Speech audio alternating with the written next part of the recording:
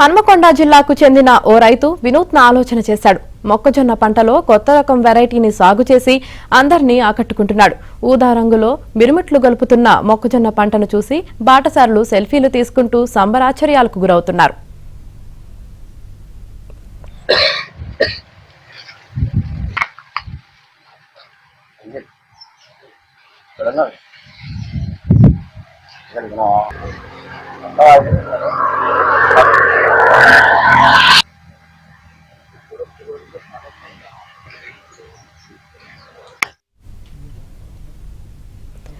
హన్మకొండ జిల్లా ఐనవోలులోని సింగారం గ్రామానికి చెందిన మామిడ్ల రాజు అనే రైతు మొక్కజొన్న పంటను సాగు చేశారు.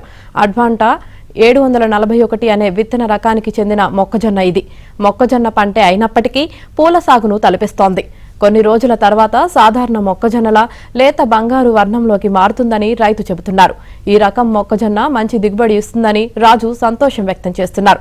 తాము కూడా రాజు బాటలోనే నడుస్తామని గ్రామస్తులు చెబుతున్నారు.